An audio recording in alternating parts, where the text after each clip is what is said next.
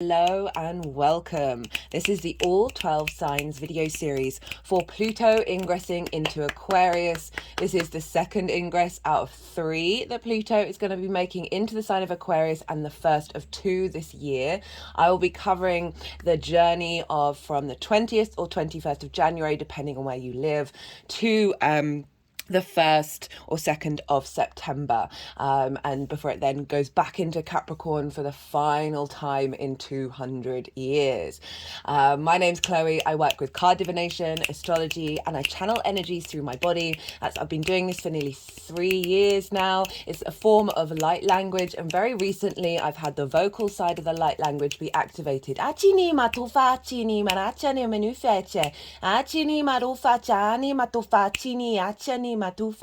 These are just part of the channeling that I do, working with energies from different dimensions to help us heal, help us clear stuck energy, and open up portals to source to get us in alignment with our soul's frequency in this incarnation. Even if you're not consciously aware of what it all means, it's helping activate your light body, clear energy in your light body, so you're more in flow, you're more in harmony. I'm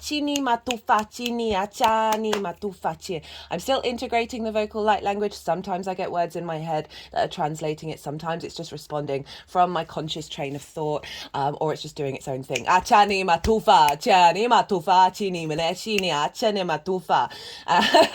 So just I hope you enjoy it all. It's certainly keeping me entertained, that's for sure. Right, for those of you who know your time of birth, and your natal chart, I really recommend you check out the sign that falls in the first house. This is your rising sign where your ascendant is. All the signs will be as if they're in the first house, so the astrology will link in closest to that. However, this does not invalidate you looking at any other part of your chart, perhaps where your Pluto is. And so just look to wherever that sign falls in your natal chart, look to the house that it's in, the themes of that house, and apply those themes to the messages that come through. So I really hope you enjoy these readings. I've done a collective Pluto reading as well. I did that last year, but all the themes within that, I talk about the mythology around Pluto, the themes of Pluto itself, Aquarius, what was going on with Capricorn, how we're then integrating that into the sign of Aquarius. So even though that was for the first ingress, that's still very, very relevant. So that's already live if you want a deeper understanding of what Pluto means, and certainly in the sign of Aquarius. Right, I hope you enjoy. Be good to yourselves, be good to those around you, and most importantly, be well until we meet again. Sagittarius rising. How you doing, Sag? Right, for those of you who don't have Sagittarius in the first house, right, look to where Sagittarius falls in your natal chart. Look to the house that it's in and the themes of that house. It's as if that Sagittarius energy, with all the connotations of your natal chart, celestial bodies, astrological points, themes of house, have now all moved to the first house. So say you have Sagittarius in the 7th house, linked into one-to-one relationships and intimacy, right? Business partners, long-term committed relationships, friends, source energy, all of that kind of thing. Those themes are going to be, you just apply those themes to what's showing up in the reading. So, this makes it all a holistic understanding of how transits affect every area of your chart, right? Regardless of whether Sagittarius is your rising sign or not. Sagittarius and Aquarius, they're both yang energy, and they sextile one another. A sextile is an aspect of Venus, right? Venus is a benefic. This is a easy, soft aspect, right? Bringing about a sense of love, connection, desire, harmony, creativity, diplomacy, value. For those of you who didn't catch the introduction, I channel energies through my body. I've been doing it for nearly 3 years now, and that's the physical light language that I do. And recently I've had the vocal light language be activated. As I said in the introduction, even if you're not consciously aware of what's going on, it's helping clear the light body and activate downloads and integrate the messages that are coming through.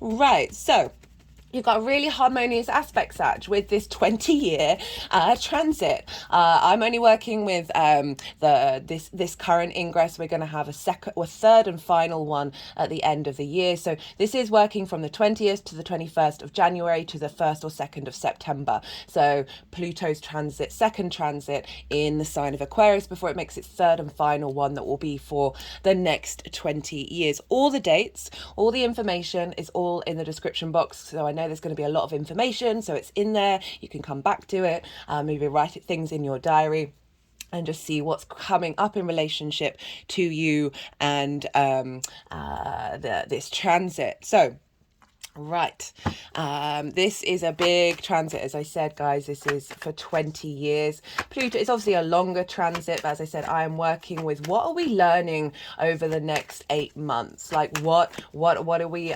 preparing ourselves for that final big transit that will happen on the 1st of November when Pluto finally moves into Aquarius for the last time. And so Pluto can be very intense. It can be very there can be a lot of fear around Pluto, but it's incredibly transformative. There's a lot of power and magnetism with Pluto. We're composting, we're honouring the cycles of life, death and rebirth, and that can be really difficult for the human species to do. Of realising that some things will fall away. They may get really loud before they do, and fear. I talked a lot about fear in the Aries full moon video collective reading that I did, about how fear is a tool. It helps us realize what is an illusion. When fear comes up, it's highlighting where the scarcity and the competition and the fear mindset is, and helping us step into our own abundance. And Pluto can be a wonderful tool for that. It's also linked into sort of 7 generations, the cycles of Pluto. So it's clearing away restrictions that we may have had over the last 7 generations. Ichani Matufa with its journey through Aquarius. So big energy. It's the furthest planet, right? Well, is it a planet? Doesn't matter. The power behind it is still phenomenal. And it is very sort of collective energy. And I also find those outer planets, Uranus, Neptune and Pluto, bring in more galactic energy at the same time while clearing away heavy energy of Earth. They're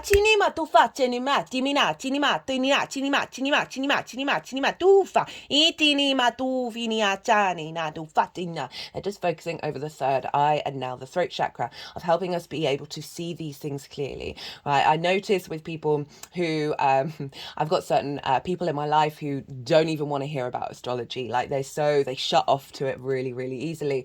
And I'll know their chart or at least their birth date and year, and understand I can see the Pluto transit affecting them, and them sort of like losing themselves in the fear, losing themselves in power, right? And obsession and possession, and thinking that it's permanent when it's not. It's all transitory. Ichini matufa, and then getting sunk down into that energy. So I will be talking about the sort of difficult energies of Pluto as well as the really positive ones, because these things do crop up, and it is potentially unavoidable. Some people won't be affected in that same way. You've got a sextile Sag, wherever Sag is in your natal chart. So this is an aspect of Venus. This is a soft, easy aspect. It is bringing about ease, itinima of transformation. And so it's not going to be quite the intense, difficult energy that you might find with an opposition or a square, which are more hard aspects. They still have their benefits, but there are pros and cons with both. With a sextile, you might not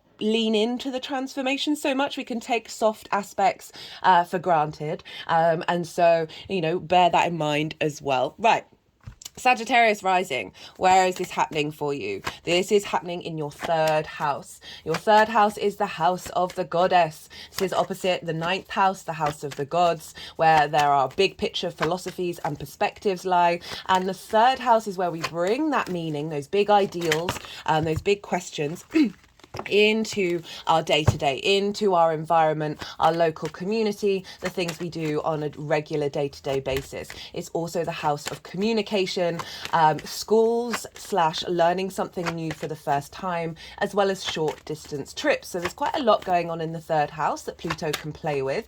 And so these are sort of the major themes that are going into a state of transformation, going into a state of drawing power towards them. Potentially bringing up difficult energies in order for you to sit with it and get some perspective on. Certainly perhaps abusing power in the way that you speak, or domineering your local community, those sorts of things could really show up with Pluto being in the third, as well as finding deep transformative meaning in your day-to-day. I love the third house. It kind of gets, everything gets chucked into it. I feel like it gets dismissed by a lot of people out there, that for me, finding meaning in the simplest of things, in the washing up, is part of the human exploration of joy and love, and finding it in all of the places and not just fixated on it being in certain patterns. So Pluto can really help accentuate that, as well as, transforming the way in which you communicate. So the third house is the lens in which your Mercury's information and the vision of your sun or your moon, it gets communicated through. So this is the sign of Aquarius is very sort of universal truths. It is sort of the collective air sign. It's linked into sort of philosophy and high vibrational frequencies as well. It can be very utopian, of seeing, holding space for all the black sheeps, right? Allowing everyone to have their own opinion. It's quite detached energy, because you're accepting other people around you, while there's also a stubbornness around Aquarius as well, of can veer on the side of I'm right. I'm not going to judge you, but I still think I'm right. So it's not fully leaning into the all-encompassing energy of Pisces, and that's obviously when signs follow each other, they sort of rebalance each other. So I'm pulling cards. There's going to be 8 piles. And I've written what they are in the description box, and I will repeat them when I come to the cards themselves. So there's going to be 4 rows of 2 piles. The first row is dealing with what happened with Capricorn, and the first pile is going to be what has been composted, what has Pluto managed to transform in its life cycle, right? What's been sort of what energy has been transformed, and then what is that being transformed into? And that is the second card in that pile.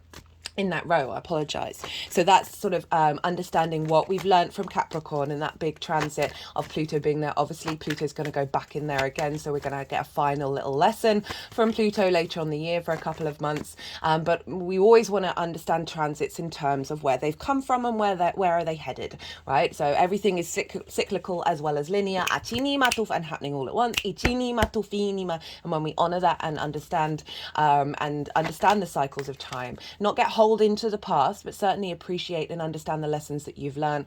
This can really facilitate the next part of the journey, which is going to be the next row, and that is what is the challenge / quest, like what are we striving for in this transit for the next 8 months. And then this, the card underneath that is going to be what is the wisdom that we can use to apply to facilitate that challenge and quest. It's and then the third row is what is the release? What are we releasing during this transit? And then what is the power that's coming from that release?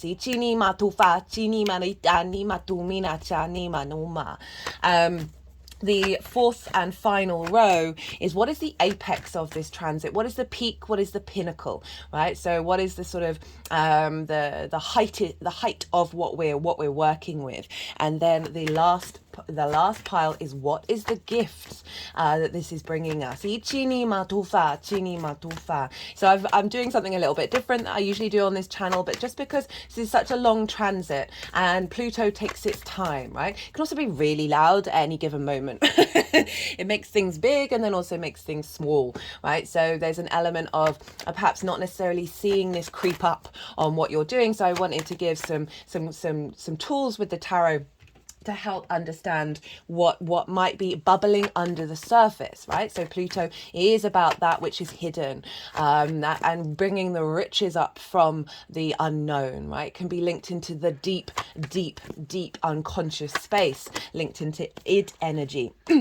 And the id is sort of the formats that we get right in the root of us, that we are so far away from in our conscious mind, that we assume these things, these responses, these desires come from our conscious space, because we can't see the chain linking into it. And so we can think certain behavior mechanisms or certain needs are to do with us, and they are not. Pluto is very good at bringing these to the surface to help us sit and understand, is this something that I want to hold on to? And honoring the death of that thing in your life that will then transform and be reborn.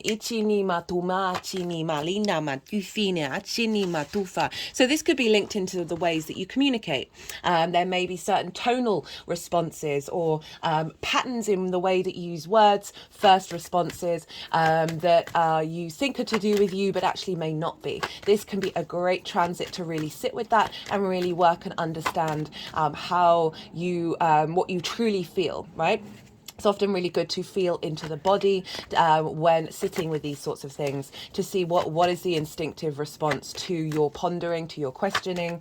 I've said in all of the videos so far, right, so for me, Pluto is very much linked, especially Pluto in Aquarius is linked into high vibrational frequencies, universal truths, and sacred geometry. So it might be a really good idea to get some sacred geometry in your life. I'm using a sacred geometry deck here.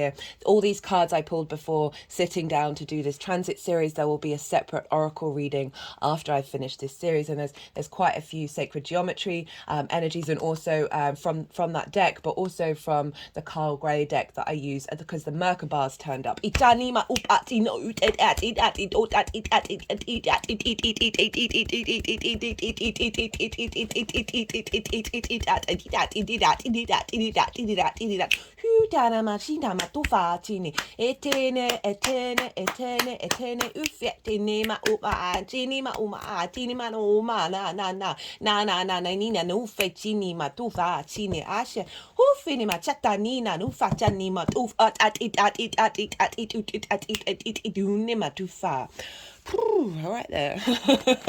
See, that's the power behind sacred geometry. It really is helping us access downloads and pathways where we then start creating in the 3D world. Right, so as I said, Pluto can be very magnetic, and this can bring up taboo energy. This can bring up compulsion, obsession, possession, because you're sort of leaning into the idea of your own power that's coming from this deep id response mechanism. And so it's always best to witness what's going on with that. With the examples that I gave at the beginning in terms of you're being in your day-to-day and just seeing what responses come up that may see you seeking power in your day-to-day, that may be actually out of balance. This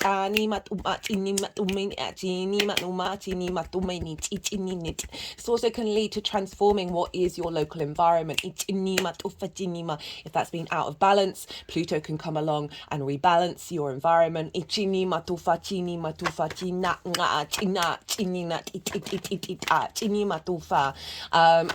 And what else can we say about the third house? You could get a bit obsessive. Obsessive can be a great thing as long as you're mindful of it and you know about it. Obsessive in the way that you express yourself, obsessive in finding meaning in your day-to-day and really transforming things that may not have been readily available to you before this transit happened, of activating those higher vibrational frequencies in the way that you communicate. Sound healing is very much a key theme that I see showing up for this Pluto in Aquarius energy. If we want to lean into AI, you might find yourself using that a bit more. And worrying about how that's affecting your local community. All of those things could show up as well. It's helping you tap into your raw instinctive power in the way that you express yourself, in the way that you find meaning, in the way that you go about your day-to-day. Also, it might be that going on short distance trips to places of power, earth energy, or high vibrational frequency areas. You may have somewhere in your local area or at least I know I'm really lucky. I live in quite a small island, and there's lots and lots of sacred sites, and that would be something that I do anyway. But really putting more focus on that to tap into the sort of the galactic energy. You might find yourself communicating the wisdom of the Galactic Council.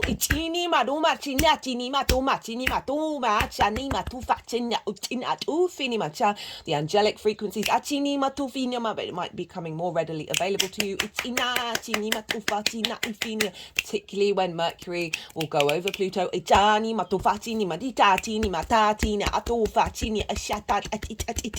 They've been quite insistent on doing a lot of work for you. Sagittarius. And it is a transformation of your ego, because your ego responds on your id, right? And the super ego. The ego is just trying to figure out what are your needs and how to best operate with them. And so often we've got some real heaviness in our id energy, not only from this lifetime, but past lifetimes. Both blood and soul lineage, and Pluto is very much linked into the ancestors, because it's obviously linked into the dead, right? And so those souls that have come before us in your lineage, having access to help facilitate healing,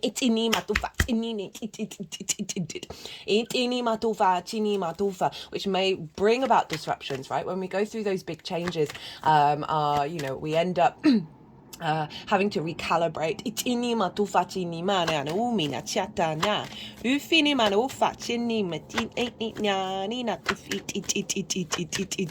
Because Pluto is always activating this sort of primordial evolutionary journey, because it is highlighting one of the key themes of the universe, which is the cycle of creation and destruction. And being, he's very Pluto. It's a very there's a neutral energy. There's huge power and magnetism, but underneath that, I think, is sort of a higher vibrational level of Pluto. It's just simply neutral to these cycles, and finding peace with those cycles.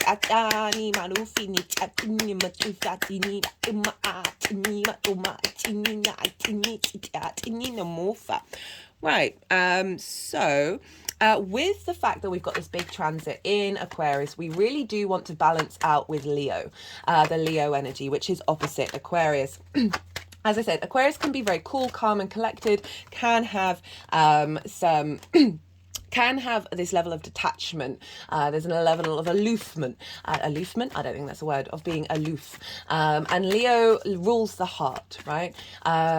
Aquarius rules the ankles, which keeps us balanced, as well as the nervous system. So there's an element of balance and connecting of information around the body. You think of the collective air sign that is Aquarius. Again, those key universal fundamentals that affect us all.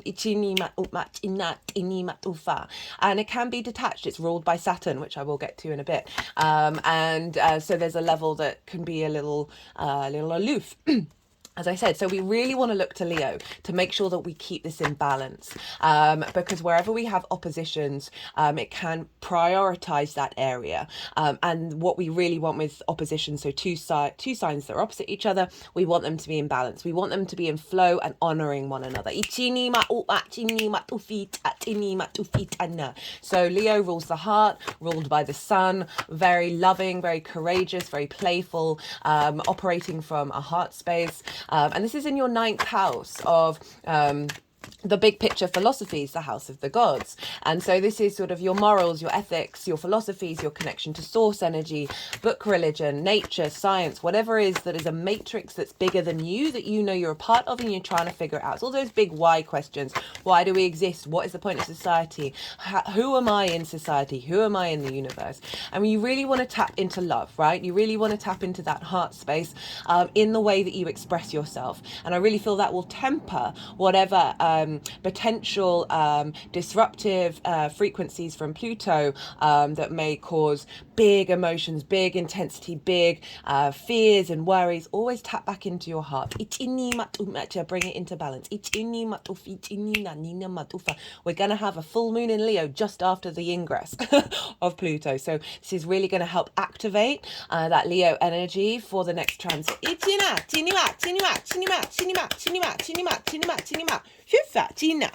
Right, so I was talking about Saturn. Saturn rules Aquarius traditionally, and that's what I work with. I find the outer planets don't want to be bound by signs. There's also other timing techniques that don't work at all with outer planets. And Saturn traditionally rules Aquarius, so we always want to look to where the ruler is of a sign, because that will be influencing what's going on with that sign. And so Saturn is over in Pisces, is next door, and that is in your roots and your foundations, right? For Sagittarius rising, it's squaring your Sagittarius energy, which is a hard aspect. For those of you who've not seen the Saturn in Pisces transit series that I've done, because this is whether you're a Sagittarius rising or not, Pisces squares your energy. So it's a Mars aspect. It's a hard aspect. It can be more difficult. It's wonderful, but it can be more difficult. Let's be real. So if you've got anything in Sagittarius, this is all squaring, Saturn squaring this. And it's going to be squaring it for the next 2 years. But for Sagittarius rising, this is happening on angular houses, 1st, 4th, 7th and 10th. These are the pivot points of your chart. So when we got transits in these houses, they're a big deal. And so Saturn moving through there can bring heaviness, right? Can bring restrictions and limitations, can bring conflict and drama and frustration. Also really wonderful things, don't get me wrong, but you might want to go check out, there's 3 series I've done. I still recommend the first one because I break down Saturn in Pisces, Saturn with Neptune, Saturn with Jupiter, and that the Sagittarius reading will talk about the themes of Saturn being in the 4th house in way more detail. So that will give you a bigger understanding of what Saturn's doing, and also therefore how Saturn is influencing Pluto over the next 8 months. The second series was the retrograde, and so you want to revisit that if you want to, but I understand time is precious. And the third and final one is live now, because this is the Saturn moving direct, which will go on until the end of June. So that will give a deeper understanding of what Saturn is doing in your 4th house. So this is your roots and your foundations, your ancestors, both blood and soul lineage, parental figures, a roof over your head, private life. It is your foundational space. It's the darkest part of your chart. It's the root of you. And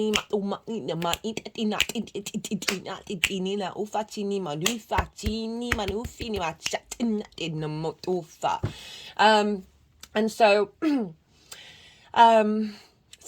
so Saturn is helping bring about a sense of authority. So key things with Saturn, as I said, limitations, restrictions, authority coming in that you have to work with, stress testing your foundations, so knocking things down can be very disruptive. But all of these things are in order for you to understand your own authority, right? To understand your own integrity, your commitment, your due diligence, or your responsibility, and all of this feeds into your legacy. Saturn is very much a legacy planet and is setting up your foundational space in order to serve you for the next 30 years. So this is Saturn helping bring a stronger commitment to your connection to your ancestors, to your lineage, and allowing that communication flow to have more structure in the magical ocean that is Pisces. And so if you think about the 3rd house of communication and Pluto transforming this, you're getting support for Saturn for the next 2 years to help access wisdom from the past.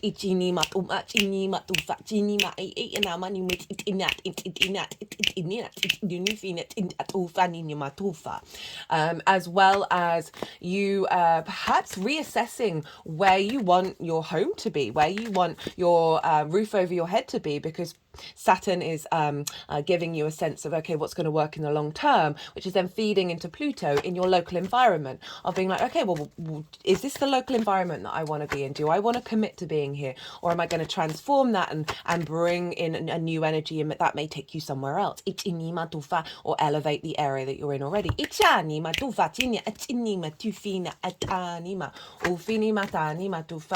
Also, Saturn helping clear out difficulties with parental figures, right? So no matter what they do, they're going to mess us up one way or another. And this may have affected the way in which you communicate, and the way that you find meaning in the day-to-day. So this can be helping relieve that and composting that energy and transforming it into your own internal magnetism and power. Of Pluto.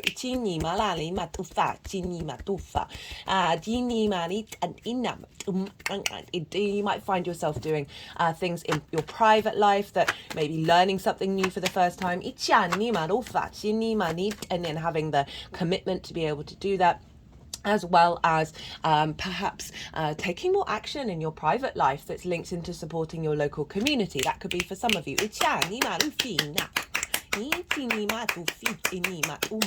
And also they're both sort of linked into environment. Like the fourth house is your private environment, and then the third house is your local environment. And so an alignment in your private alignment is then helping you navigate your local environment in a way that you may not be affected by in a negative way. So things might not be going right, but you're still able to hold your private alignment and watch how that then transforms your response to your local environment.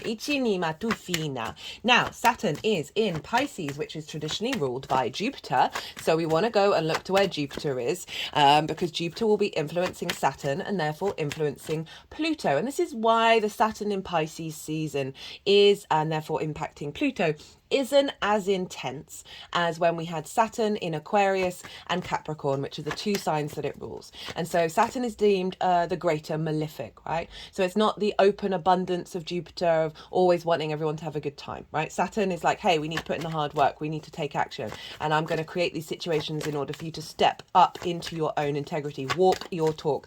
This is what I say to every client. If you want to work with Saturn and you don't want to be, Saturn can really be very harsh, right? If you want to diminish that harshness and work with Saturn, walk your talk. Figure out what your integrity means to you. Figure out what your core principles are, and then act on them, right? As you know, and spend time navigating that space. And Saturn's going to be like, okay, cool. You understand karma. You understand cause and effect. You understand the fundamentals of the universe, and you're working with them rather than fighting against them.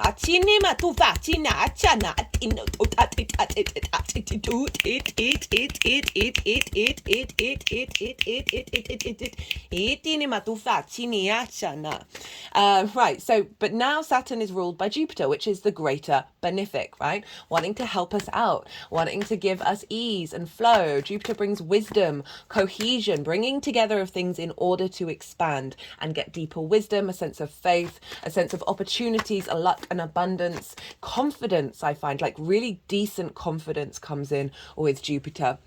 As usually after it's left a sign, that's when it really kicks in, but you'll certainly be noticing that just generally with wherever Jupiter is. And sort of a generosity, a joviality, a lightness of being. Ichini matufa, you know, the biggest gas giant. You know, Jupiter's able to hold all the solar system within it, right? So you can really see it in the makeup of the planets, of why we connect to certain themes around these planets.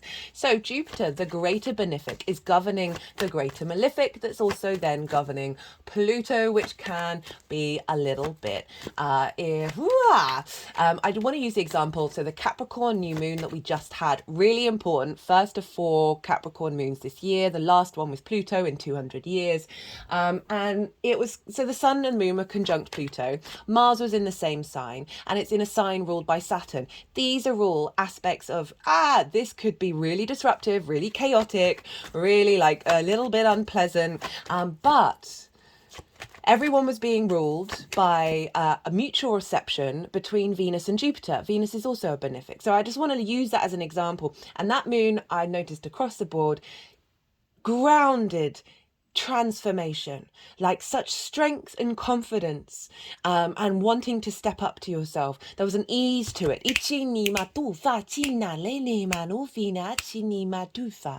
So I want to use that example of how you can see the astrology show up when we just go a little bit beyond the planet that rules the sign, because there's always an energy transfer. Now, Jupiter for you, Sagittarius, is in your 6th house of work, health and routines, the adult in the room house. These are all things that we can find difficult to really step up and commit to ourselves, be our own parent, be our own guardian. And Jupiter's moving through there, has been direct for a while, has been retrograde for a while, went direct at the end of the year. So we're seeing more expansion and wisdom and understanding of how you want to embody your work, how you want to take care of your health, how you want to establish healthy routines that bring you confidence, that bring you wisdom, wisdom that bring everything together. So Jupiter being in the 6th can really bring a more holistic understanding in regards to health. Because remember, it's the bringing together of all the planets within it and then containing it, right? So lots of different aspects coming together. So Jupiter's providing wisdom and expansion around your understanding of how you embody your work. How do you figure things out in the sign of Taurus? Helping you take care of your health. It can also exaggerate health issues, physical health issues, in order for you then to get the wisdom to sort that out.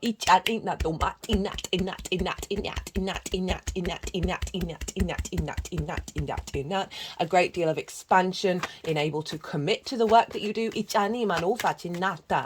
So this is influencing your roots and your foundations. And as I said, that this is the adults. The 6th house is the adult in the room, and I often find that there's a lot of neglect that can turn up in the 6th house, where we're not able to commit to ourselves. We're not able to facilitate ourselves. And that can be from facing neglect growing up. So that's leading back into the 4th house of parental figures, of Jupiter moving through there again is bringing you more confidence, more independence in the way that you understand how to be the adult in the room for yourself. So whatever Jupiter is working on in the 6th house, of making sure work is a great thing, enjoying your work, wants you to enjoy your work. Enjoy taking care of your health, enjoy taking care of routines and making sure that they're really locked in. And this is all influencing Saturn, who's like, right, okay, well, while you're doing that, I'm going to be clearing out some parental issues, as well as ancestral issues that may have stopped you from being able to fully embody that work and fully embody your health. And give you strength in your foundational space. So you've then got the strength to be able to bring that into your day-to-day, right? The 3rd house, bring that into your local environment, putting that routine into practice. Eating well every day. Finding that connection to the way that you work, finding your ability to communicate that and transform that in a greater way. So as I said, Jupiter is a benefic, influencing Saturn and therefore influencing Pluto. This might be more opportunities come up in regards to where you work. So it might be moving or strengthening and getting opportunities through wherever you're living right now. Now, Jupiter's in Taurus. Who rules Taurus? Well, that is Venus. So we've got another benefic on the chain of events. And this will be up until May this year, before Jupiter then moves into Gemini. So until May, we've got 2 benefics influencing these intense energies, right, of Saturn and Pluto.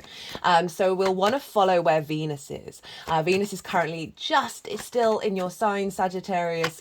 And so then we'll be moving into Capricorn. So about every month, every 4 weeks, Venus is going to be changing signs. And so we've got a couple of cycles of Sagittarius, Capricorn, Aquarius, Pisces. I'm going to pause and just confirm that actually. So I was just getting the ingress up for Jupiter into Gemini, and it's doing so with Venus. So we're going to have Sagittarius, Capricorn, Aquarius, Pisces, Aries, Taurus, and then it's moving into the sign of Gemini. So those houses, so basically from your 1st house to your 6th house where Jupiter is now, those houses are going to get activated. That is going to influence Jupiter, influence Saturn, influence Pluto.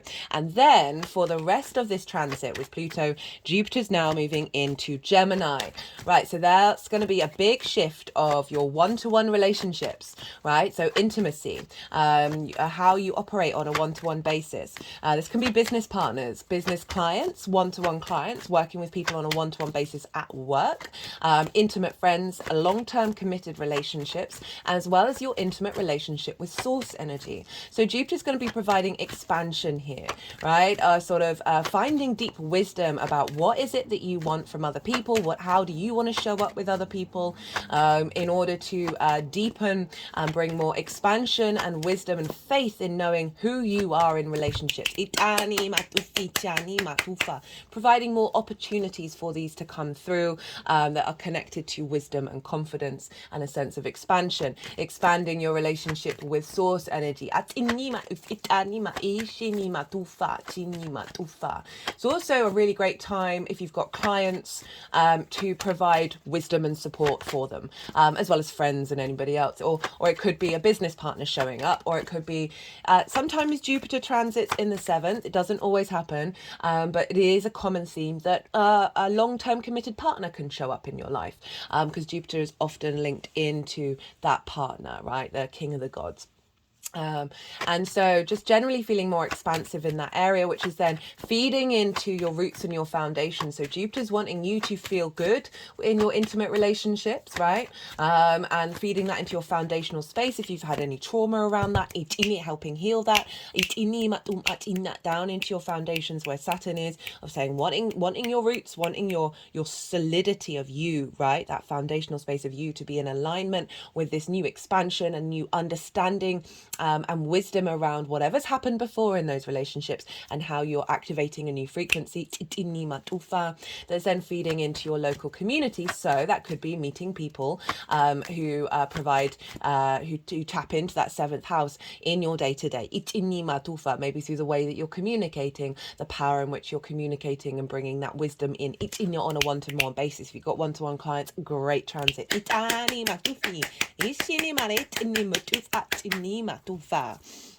And so, yeah, so that is the sort of energetic transfer that you're getting over the next 8 months. So those are the big key themes that are going to be showing up and working with and transforming.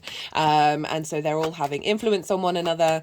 I really want to check out where your Pluto is in your natal chart, because the themes of Pluto in your natal chart will get activated. So the house that it's in, the themes of that house, and that will help you understand where the root part of Pluto is in for you. Like, even though this is a transit, it's still activating your Pluto, and your Pluto is fixed in a certain space.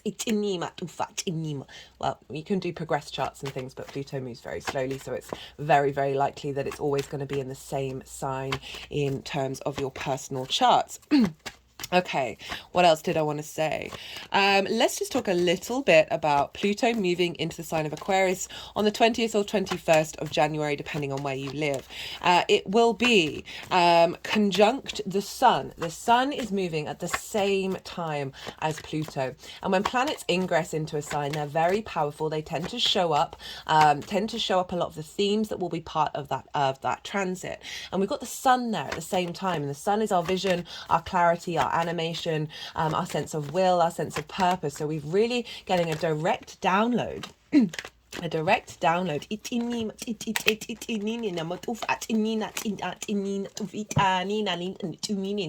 direct download from the Sun in relation to this Pluto transit. So we're going to get some vision and some clarity. You're likely to see it quite loud on the main stage, especially around AI and all of that. But on a personal level, this will be really useful to just reflect on the days leading up to that and the days leading afterwards and saying, okay, well, what's shown up? What has shown up?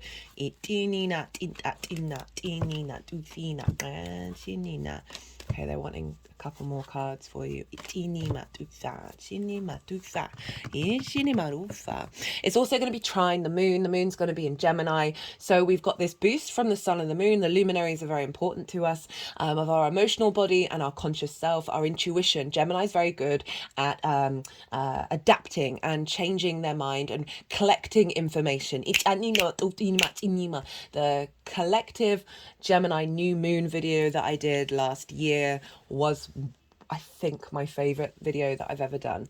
I don't really talk very much about astrology in that one. It's about the mind and the Gemini energy and how it helps facilitate us using our mind and our heart in alignment with magic. So the fact that we got the moon in Gemini, which is very adaptable, very able to collect lots of different information without putting judgment on it, without it's about the balance of duality, without saying no, that can't possibly be right. It's allowing in space to entertain what's coming up. It's inima, and it's trining the aspect of Jupiter, bringing wisdom, expansion, cohesion. It's and for a lot of us, this is going to be late at night, either late on the 20th or early morning on the 21st. Some of you, it might be in the morning, but just generally when you're waking up in that sort of semi-unconscious space, see what answers are coming through. Right, so they put the deck down, which means all the cards that are meant to be out for now have come out. So I am going to go a little bit quiet, consciously quiet at the very least. And I let the energies move through me, and they're going to move the cards around and they'll put them into the 8 piles, and then I'll come back round and I'll bring the tarot into the astrology.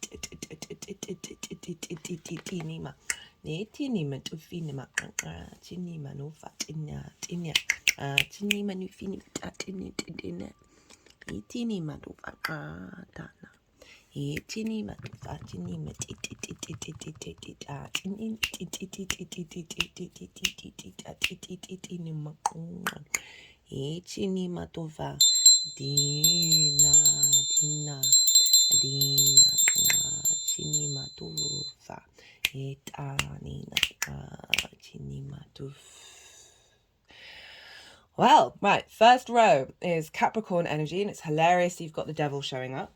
That is the card for Capricorn. And this is what's been composted. So what's been released. And Capricorn was in your second house of how do you value yourself, right? So often that's distorted. That's sort of moving over the throat chakra. It's also linked into your skills and your tools and your resources in order to make manifest in the world and make regular income, as well as the things that you value. So with the devil, you can read the devil in many different ways, and this is what's being composted. So what energy is being what was the energy that was used for the transformation? And we got the devil. So this can be linked into it could be that feeling the weight of bringing in resources, that burden, that fear mentality, that scarcity. This is big earth energy here. That fear of not utilizing your tools, not accessing your tools. The fear of not being good enough, and that can come through addiction of certain things having power over you and keeping you in chains rather than liberation. And so this journey of Pluto through your second house has been liberating that energy. So this is what's being compost, that sort of fear of the 3D, the fear of whether you're good enough in the 3D world.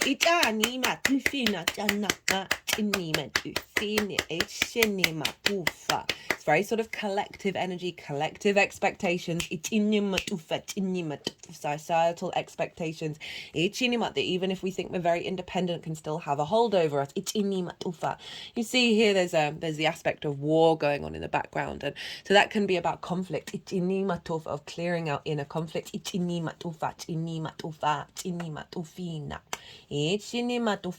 And then what has that been transformed into? We've got the Hermit.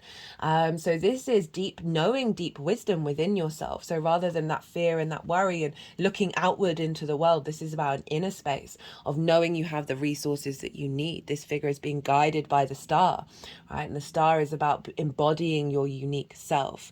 There's a real sense of a higher perspective here. The Hermit is on top of the mountain of that inner journey, that inner wisdom that you have within you. Those are the skills that have been building up, right? The Hermit's not bothered about society. The Hermit's living far away from it. Obviously, people would come to the Hermit for wisdom. But this is all about you, again, as I said, shirking off those expectations that don't actually serve you. And finding the wisdom in who you are, the value of who you are, and therefore the ability to manifest in this world. Now we have 4. What is the challenge / quest of this transit?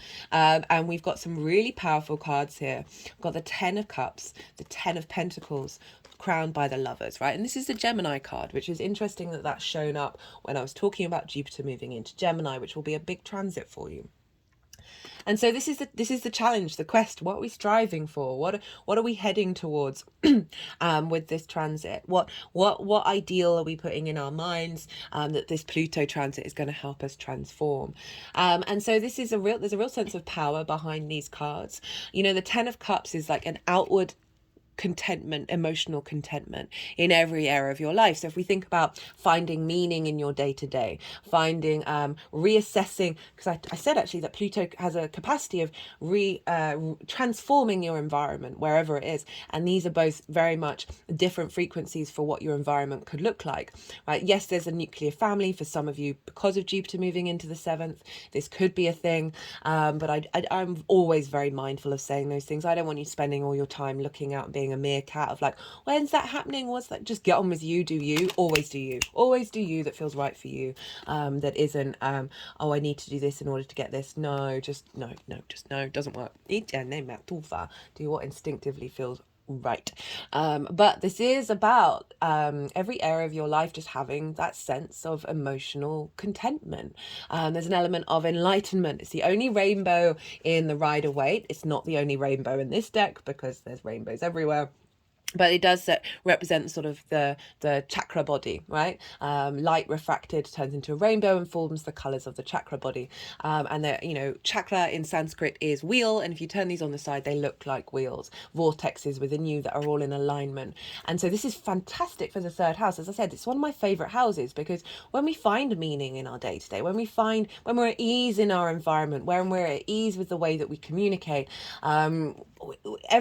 it helps create inner peace, which is, this is the outward extension of that cultivation. And then we've got it with the 10 of Pentacles. So these are big cards. And this is about legacy, right? This is about bringing the mundane and the spiritual into your environment and creating something that is long lasting, right? So we've got the nuclear family here, and then we've got this figure with esoteric symbols on them, which is kind of representing, the day-to-day, and then seeing the magic and the mystery and the meaning of it all into your environment. They're in a city, right? So your environment feeling confident, sturdy, part of your legacy. And also in the way that you communicating with legacy and emotional enlightenment.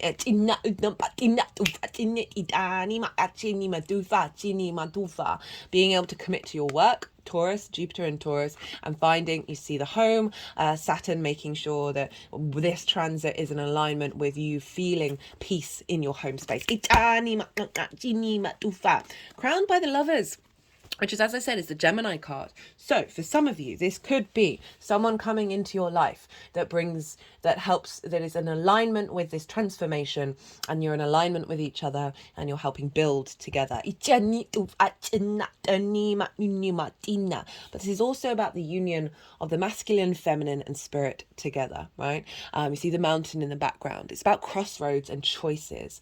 And when we're in alignment, we're able to make the choices that serve us, right? So that's your day-to-day. What are you doing on a day-to-day basis? What are you instinctively drawn to? The power that's coming in with Pluto that's helping you tap into your intuition, of your instinctive responses, right? That primal energy of being able to make the right decisions that serve you and serve this transformation, as well as being in alignment with self and the way that you express yourself.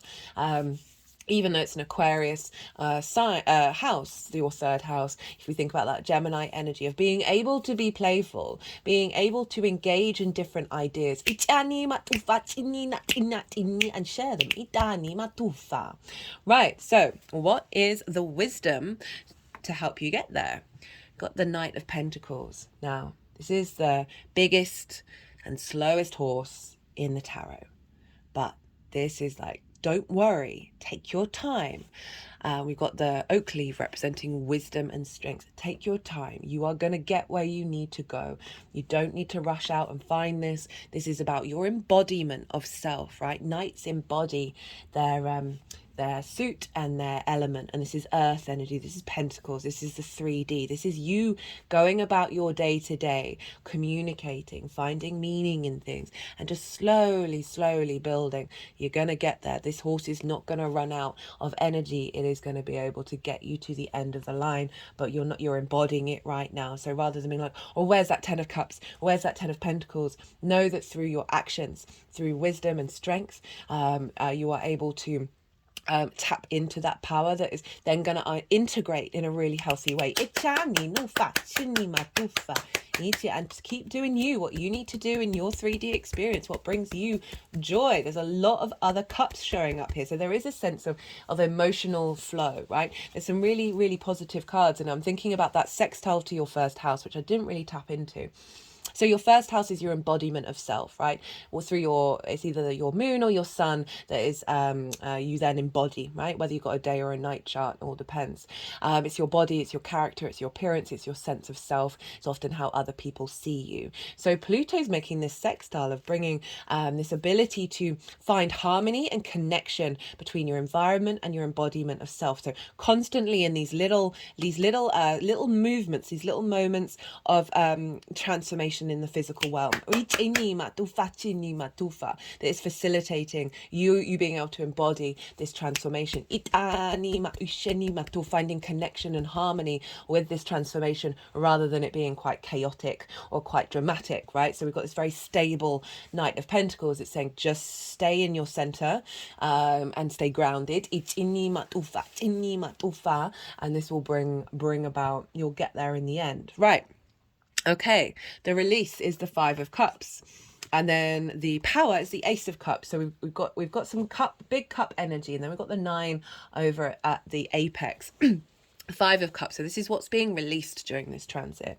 And the 5 of Cups is about grief, right? So they're looking at the 3 of Cups. The 3 of Cups represents flow, being with like-minded people, a sense of abundance, celebration, generosity, being in union, and a joy, right? And so this is saying that something's happened that's meant that you haven't quite felt this in your day-to-day. You haven't quite felt this in the way that you communicate, right? Perhaps that grief is coming through on the subtle energetic levels. That's then perhaps the way that you talk to yourself, that's permeating. And so It also might be that your local community doesn't feel like it's as flow, or some things have happened, or just generally this energy is coming up of just feeling a little bit dissatisfied. And that is what is being released through this. And the power that you have to connect to that release is the Ace of Cups. And this is about a renewal of love, a renewal of abundance, a renewal of your intuition coming from a space of peace. So if these big feelings come up, because they're potentially likely to, if these big feelings come up, you're clearing out certain things, always step into the Ace of Cups. This might be a great card to have up if you've got a tarot deck, just to help you reconnect to that, of realizing that this journey is an offering from the universe, to be able to step into this. Remember, you have this power within you. Now the apex, 8 of Wands, 9 of Cups, the pinnacle. The highest point is alignment and internal emotional generosity and abundance. Ichina, having gone through this clearing out of grief. Grief is such an important aspect of the human psyche, but we don't want to be held in it all the time. We don't want to feel just because something has been lost that means everything is lost. And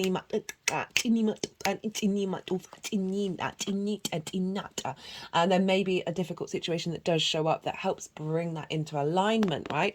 The 8 of Wands is all about alignment. And so they're all facing the same way. It's one of the fastest moving cards in the deck. This is saying that this is, and what I'm just feeling is that you being more in alignment in the way that you communicate, in the way that you move through your day, right? That there is more flow, there is more intuitive, like that power of Pluto is helping you operate in your environment in a way that is more in alignment with your internal, like underneath the id responses, into your soul's power, of being more in alignment and just things just falling into place. And that's coming with the 9 of Cups, which is, you know, got the 10 of Cups over there at the challenge and the quest, and then the apex of this is which is what I like, because that feels like a longer term cycle, and it may show up when I do the next transit series for Pluto and Aquarius, that the fact that this is coming toward, this is the apex, the height of this transit, is you feeling good about yourself. So this is the genie in the bottle. So yes, it could be a wish coming true. But I also like to point out, think about every area of your life and imagine that everything is the best that it could be, the most abundant, the most at ease, and bring that peace, bring that gratitude for that, because time is all happening all at once. Acknowledging that that is the future reality and bringing that energy into this current one is just helping bring about that, you know, with that inner contentment, that inner grace, that inner gratitude. That's when the 10 of Cups gets activated. The gift, the Queen of Swords. So great for Aquarius. The Queen of Swords is queens nourish. They bring depth, they bring nuance, they observe, they strategize. It's not about direct linear action. It's about this yin receptivity of nurturing and cultivating something before taking direct action. And what I love about this is she's nurturing new concepts, new mind, new ideas, new frequencies. And she's very confident. She's very independent as well. So really tapping back into what I felt like that Devil card was clearing out. Really independent and really confident, being able to cultivate your inner trajectory and then express it outwardly. In the traditional Rider-Waite, and I love this and I'm sad that it's not on this deck, but whatever. For the sword court cards, they have birds, and the Queen is the only one to have one, and it's above her crown chakra. So this is saying, this is the gift that's coming through with this, is your ability to nurture and tap into sound frequencies. Higher frequencies, crown chakra energy. In the way that you communicate. And also what I'm getting is feeling your ability to help facilitate others. To do so. But overall, you know, this is also, she's been through some tough times as well, but her head is above the clouds. So clearing out that heavy energy, clearing out that grief energy, and being able, that perspective. Aquarius is all about perspective. Oh my goodness, an hour and 3 minutes.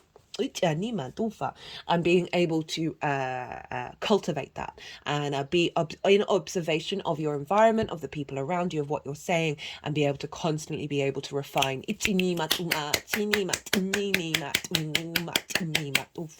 And therefore all of that's going to have an impact on you know, we think about the sixth house of how you work, right? Of making sure, like, getting an alignment with your heart.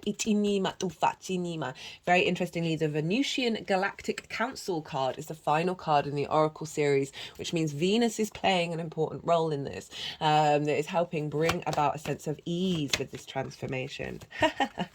Very funny. We got this card for Pluto, power, understanding reality, right? So, and I say reality loosely because our understanding of reality is distorted by certain limitations that I feel like Pluto is helping you activate stronger a deeper understanding of what is reality, and that goes beyond the scene. Also got cut the deck and got the star card. This is the Aquarius card. Potential success, happy endings, promising beginnings. They're focusing on success, so I feel like this transformation is going to bring about a deeper sense of success for you internally, right, in the way that your environment and how you communicate. I just cut the deck as I said communicate and got intuition.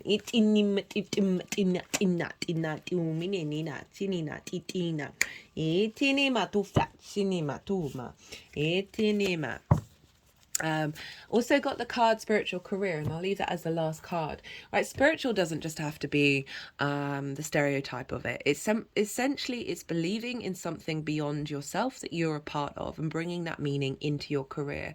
It's interesting, we've got Jupiter in the sixth of how you work, right? And how you express that and what kind of environment are you drawing towards you, as well as when Jupiter moves into the seventh house, which is, you know, one-to-one clients as well as business partners and working for yourself. There may be perhaps some grief they're putting over here around not necessarily being able to access this, but it is genuinely saying that, right, you got that success card coming up of really being able to bring this into your life. I think that's everything that I wanted to say. 1 hour and 5 minutes, Sag. Well, I hope you enjoyed this. I did. So much love. Be good to yourself, Sag. Be good to those around you. And most importantly, be well until we meet again. Scorpio rising. How you doing, Scorpio? For those of you who don't have Scorpio in your first house, look to the house that it is in your natal chart. Look to the themes of that house and apply those themes to the messages that come through. It's as if all the connotations of your natal chart, Scorpio energy, astrological points, celestial bodies, themes of house, have now all moved to the first house. So say you have Scorpio in the ninth of your big picture philosophies, your perspectives, how you learn, where your faith lies, what your morals, your ethics are. All of those themes will apply them to the cards and the messages that come through. It's all you can access this in any way. Right. Okay. So regardless of whether Scorpio is your rising sign or not, Scorpio and Aquarius square one another. This is an aspect of Mars, and Mars is traditionally a malefic. This just means, you know, it's a hard aspect. This just means that it involves a little bit more effort, a little bit more hard work. It can bring up about conflict, drama, frustration, winning at all costs. However, the flip side to that is sort of figuring out, okay, well, what does this drama mean? What does this conflict mean? Do I need to be in this state? Is it truly important to me? So it can help you learn some valuable lessons that way. But the other side of a square is high manifestation energy because of friction, right? Mars is movement, right? Action in the 3D realm. And so this is linked into friction, which without it, we wouldn't have atoms bumping up against one another, creating linear 3D time and space. So this is why this is high manifestation energy. It is a hard aspect. As I said, there may be a couple of hurdles that you need to go over to bring things into manifestation. But overall, it's a very, very powerful transit that you're happening wherever Scorpio falls in your chart. Right, so this is, I've done a collective reading for Pluto in Aquarius. I did this last year when last year.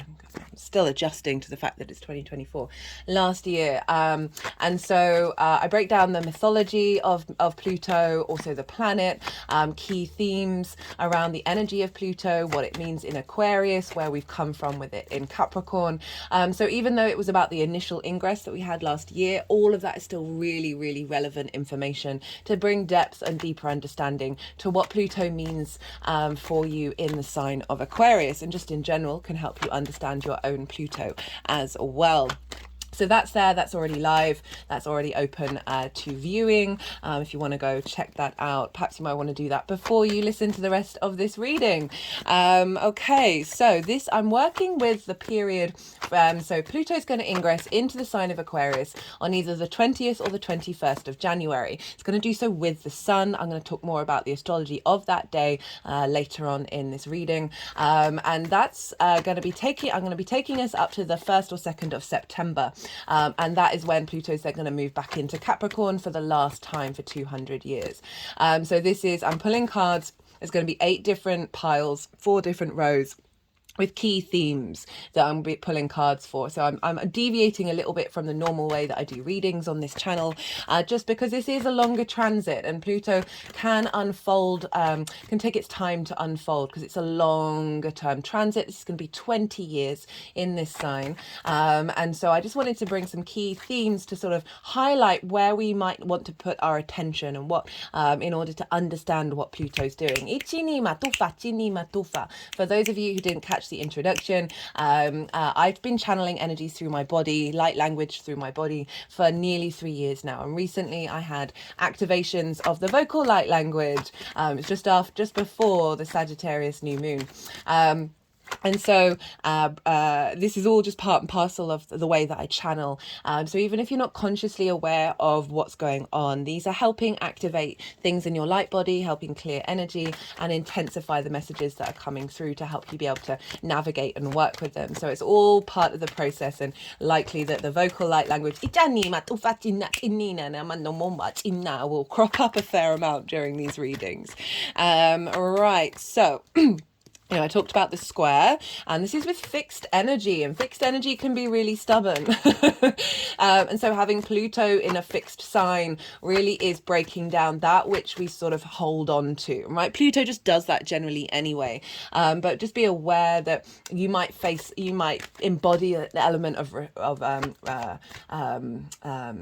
not restriction, an element of what is the word, resistance, there we go, to what's happening. And I would always say with Pluto, just take a step back and observe what's going on and realize that this is a longer cycle that is facilitating your transformation. So even if there can be really heavy energy with Pluto, it can be very intense. There can be elements of possession and obsession and power and distorted ego. Can bring up aspects of the taboo, that which is hidden deep within us, in order for us to look at it and realize, okay, does this belong to me? Does this belong to my soul's journey? Or is this just a lesson that was temporary in my frequency? And so I'll talk about the highs and the lows of Pluto throughout, but I just always want to highlight that Pluto can be a difficult transit. It can bring up a lot of intense energy, and so just be mindful of it. I've been talking about how, like, I've got people in my life who aren't interested in astrology at all. They'll shut it down. They're not even open to just hearing about it a little bit, and so often I actually end up finding out their birth details and their birth times, and I can see Pluto really affecting them in ways that they feel like they're out of control, like they don't have control of it, and get consumed by the intensity. And so, I just want to highlight that you can get swept into that Pluto energy because it's drawing power towards it. So just bear in mind, this is a transit. This is, yes, this is 20 years, but it is something that you can use to help facilitate you rather than drag you down into the pits of, I was going to say the H word, but that's just, it's so funny growing up in a Christian environment, even though I don't consider myself to be Christian. I don't follow book religion. I see the merits in all of them as well as the difficulties. I don't like dogma. The idea of hell to me just seems really short-sighted in a way, but it's so funny that sometimes those are the phrases that you come out with based on your early conditioning. And Pluto's very much about going back into the roots of your unconscious, going into the id environment, and those are the sort of very primal response mechanisms that we have, that we then assume that they are to do with us. And so often, Pluto helps us release conditioning, both on the social level, personal level, social level, and also a collective level. And we're in a collective air sign with the sign of Aquarius, and Aquarius is those sort of higher universal truths. It's the collective air sign. It's linked into sort of higher vibrational frequencies, angelic frequencies, and more just this perspective, this zoomed out perspective, which can make it be a bit impersonal and a bit detached. I see Pluto in Aquarius very much linked into frequencies, sound healing. I think it's going to get way more established by science and become part of our tradition in terms of our healthcare system. At least that's my hope and dream, that this Pluto transit is going to activate that will take us further. Admittedly, we're in the current structures where money is the name of the game rather than actual healing, and obviously sound healing is a very can be a very free, or at least a very small percentage of money that needs to go into it. Anyway, right. So, Scorpio rising, where is this happening for you? This is happening for you in your 4th house, your roots, your foundations. This is connections to your ancestors. Your both blood and soul lineage. It is your parental figures, the roof over your head, as well as your private life. And so this is a very powerful house. This is an angular house. Angular houses are 1st, 4th, 7th, and 10th. And when we have transits there, they can show up. They might not. They can show up really loudly, but it also is just generally a sense of these pivot points in our chart mark the foundational structure of the chart. So when we have transits here, they make big foundational changes. It's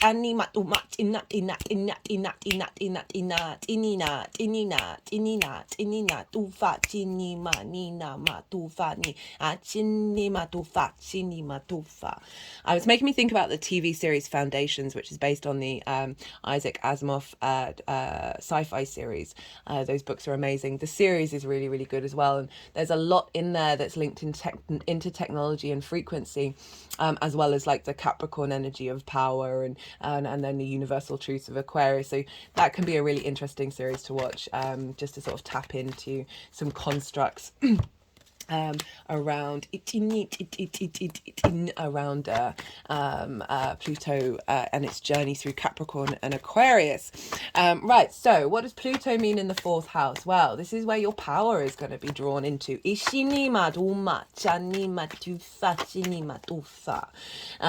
So a real ability, think about Pluto is linked into transformation, the cycles of life, death, and rebirth, and honoring that. It can bring magnetism and power, a real inner confidence, that strengthening of your inner self, that which is hidden underneath everything, right? It's linked into the dead, right? So ancestors. So you've got a very powerful transit here of activating your connections to those that have come before you in your lineage, and finding Pluto was also linked into bringing of accessing the riches that are hidden, right, under the earth, under the ocean, in ourselves, and finding a real ability to tap into the power of your lineage. And it's Aquarius, so it's this high vibrational, almost utopian energy of acceptance, right? So it's kind of accepting all the black sheeps, of wanting everyone to move together collectively from a higher vibrational frequency, broadening your perspective, deepening your perspective, and being able to see things with the bird's eye view, right? Think of it's the water bearer, which is a cloud, right? And birds flying in the sky. And so Pluto being in the fourth in the sign of Aquarius again is helping bring a sense of magnetism, of drawing towards you the riches from your ancestors, strengthening your foundations. This can bring about disruptions. It can bring fear. Pluto can bring fear of the unseen, the unknown, the fear of death, all of those things. But there's an element of neutrality to Pluto that I really like connecting to, because it just honors one of the fundamentals of the universe, which is cause and effect, right? The cycles of life, of creation and destruction.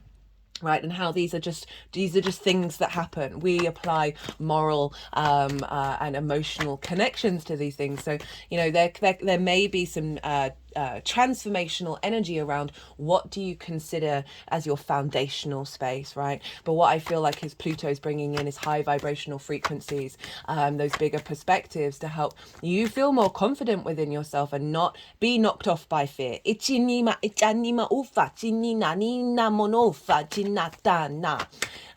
also to do with your home and parental figures. So in terms of the home, this can bring about transformation of what home means to you, what your private life means to you, and finding depth and meaning within it, finding great resources within that may bring about situations that are sort of transforming old energy, and that can feel disruptive. That can feel like everything might be falling down, but it's not. It's helping release that energy into the next lifetime. Now, I talked about the mythology in the collective reading, and one of the things Pluto, the Greek and Roman god, really took issue with were humans who wanted to cheat the cycle of life and death and rebirth, who wanted to bring people back to life or bring themselves back to life. And Pluto really took a real issue with it. But the one person who they didn't was, did I write the name down? I don't think I did write the name down. Can't remember. This person who was played the sweetest music, right? So if you think Aquarius frequencies, right? Played the sweetest music and was able to bring back their loved one to life, but they didn't have trust in the process. And they turned around and their partner disappeared back into the cycles. So this is highlighting, making sure that you're in alignment with your integrity and your own frequency. I've been suggesting to everybody, so I've used this, so there's lots of oracle cards here. I'm going to be doing a separate oracle card reading after I finish this transit. And I used this sacred geometry deck that I received at Christmas for the first time. Because for me, Aquarius is about, and Pluto in Aquarius is helping us transform our deeper understanding and our utilization of sacred geometry and frequencies, sound healing, as I said. So it might be a really good idea to get some sacred geometry into your life, maybe use it as a meditational tool, and help activate higher frequency downloads in relation to this potential transformation.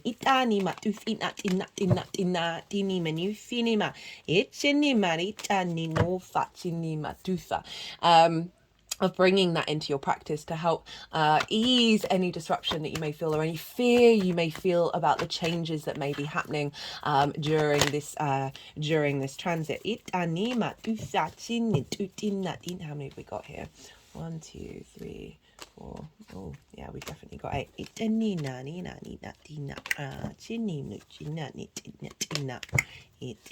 Oh, they're wanting quite a few.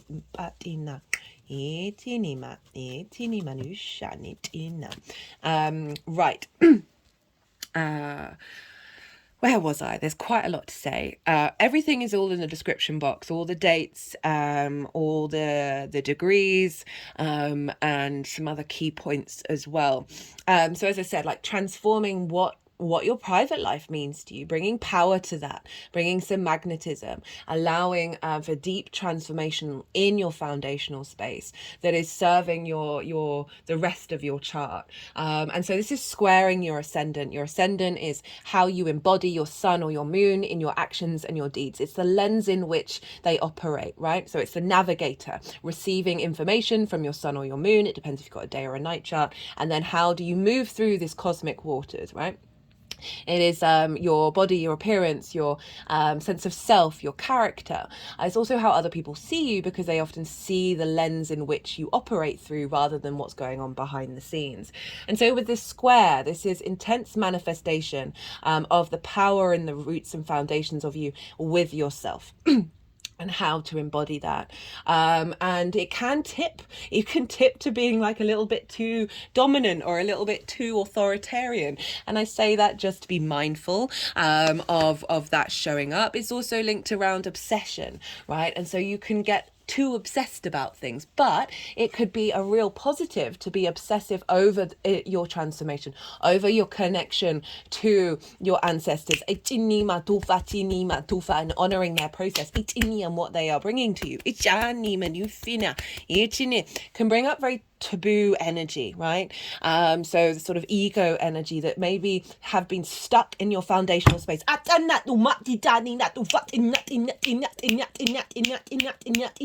do apologize. We're dealing with Pluto here, so the light language is quite intense.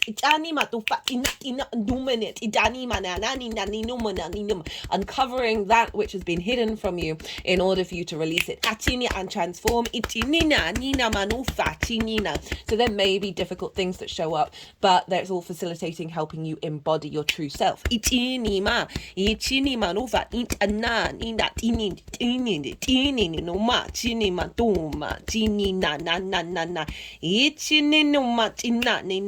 Pluto transits are often linked into the 7 generations, right? Clearing out 7 generations of restrictions, which is very powerful in the 4th house.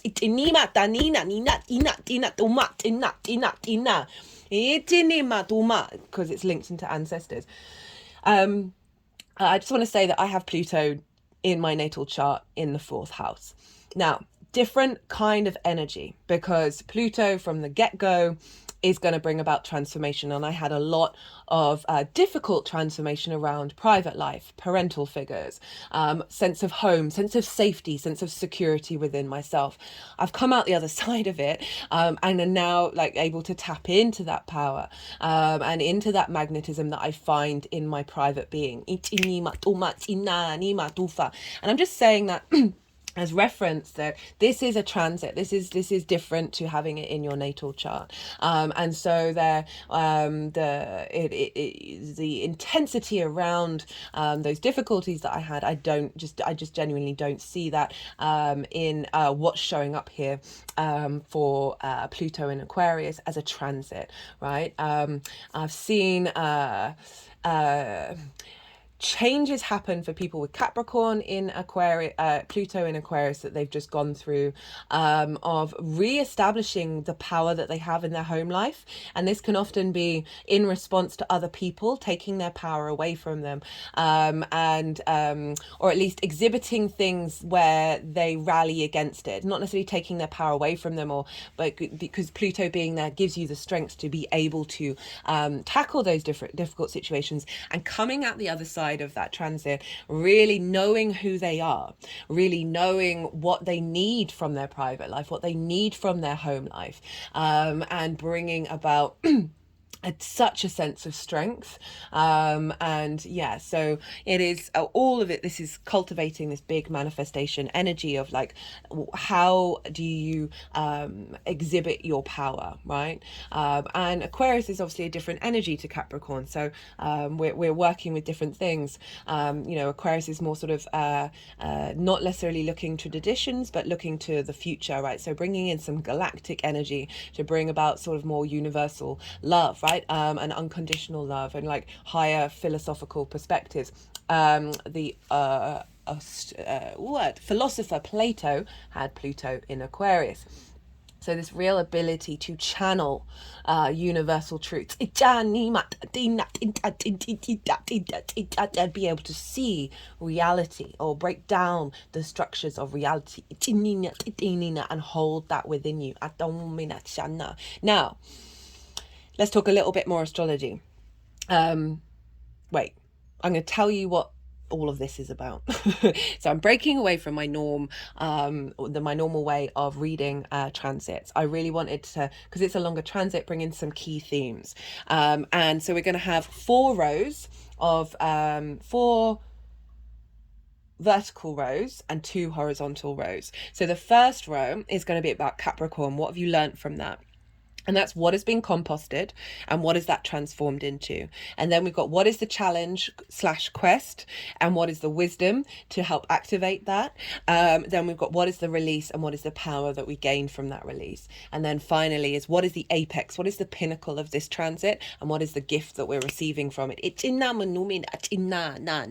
Now, Aquarius is traditionally ruled by Saturn. And so we always want to look to where the ruler is of the sign to understand how that's influencing the transit. Saturn is in Pisces and will be for another 2 years. And so we've got the energy of Saturn in Pisces, which for you is in your 5th house of your creation energy, right?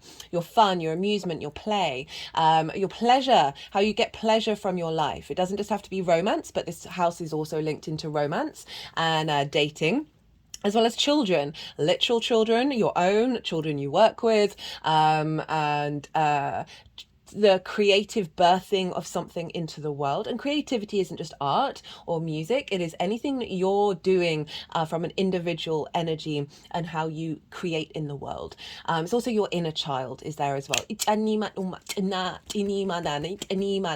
So Saturn's been there for a little while now, will be there for another 2 years. It's going to dip into Aries and then come back into Pisces again. And so the themes around this are going to be very prevalent for Pluto.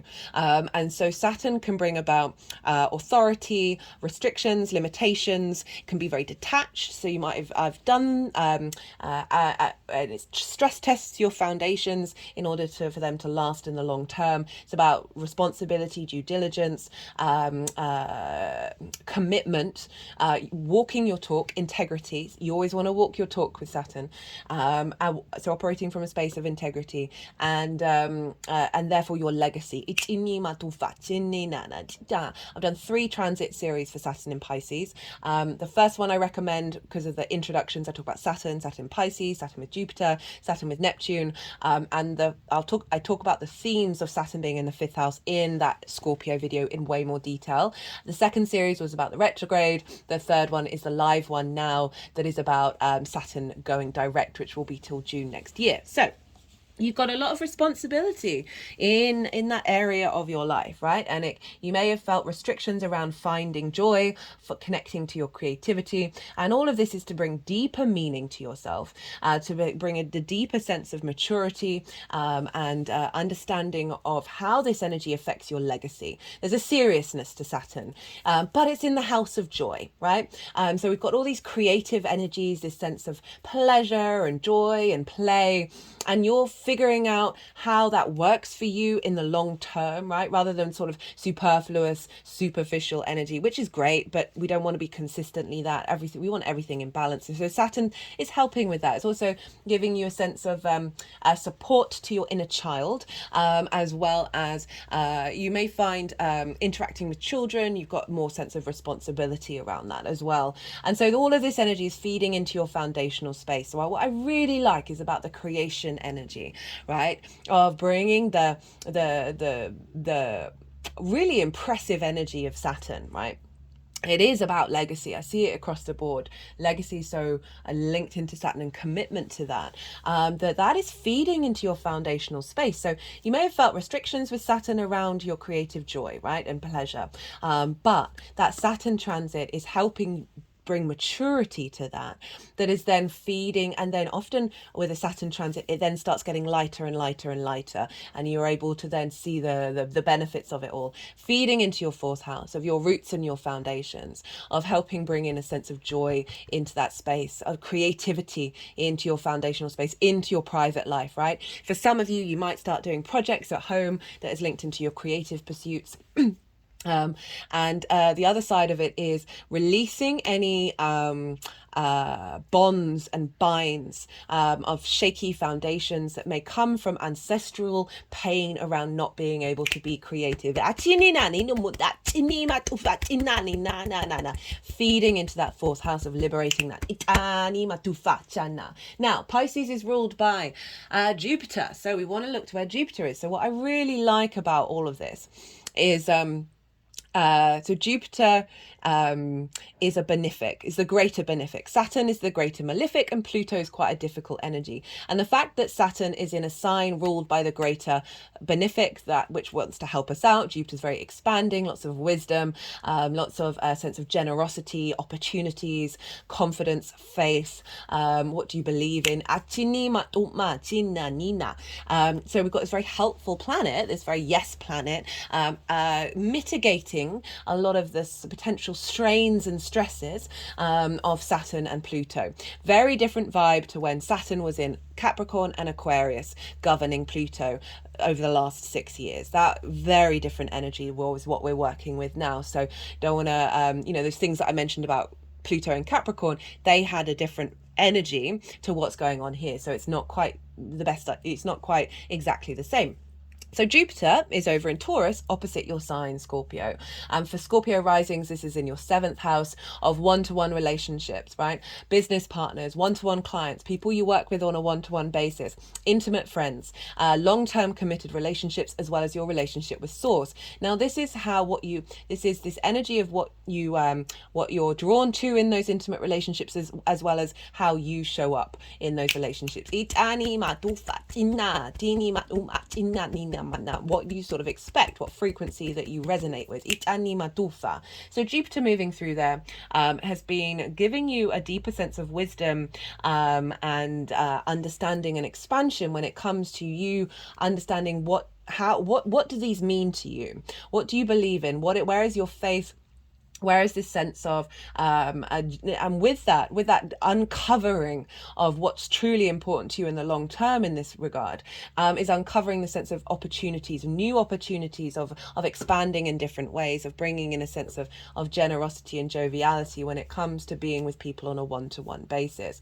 Jupiter moving through the 7th can also help help you provide wisdom to others, right? Also an expansion around your connection to source energy.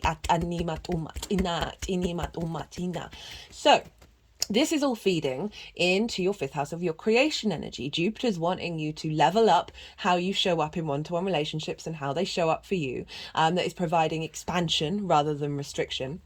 And all of that's feeding into your creative energy and your maturity developing around that, of what brings you joy, what brings you pleasure. So we've got this sort of higher frequency of Jupiter activating deeper wisdom. That's then bringing in maturity with Saturn in your playfulness, but also activating more playfulness and more joy. Because once we go over certain lessons, we then release them and then create more space within us. And that is all feeding into your foundational space of making sure this is in alignment with the transformation that's happening in your roots and in your private life. So finding more perhaps bringing more peace around. So the 7th and the 5th can very much be linked into romantic relationships, any trauma around that, the inner child in the 5th house as well, helping clear and find wisdom around that and helping release that. And that's feeding into the ancestors of any difficulties that they have had. Ishini matufa, and helping release what you need in this lifetime and then filtering back into the past and activating new pathways in the future. Atini matufa. Now, what I really like about all of this is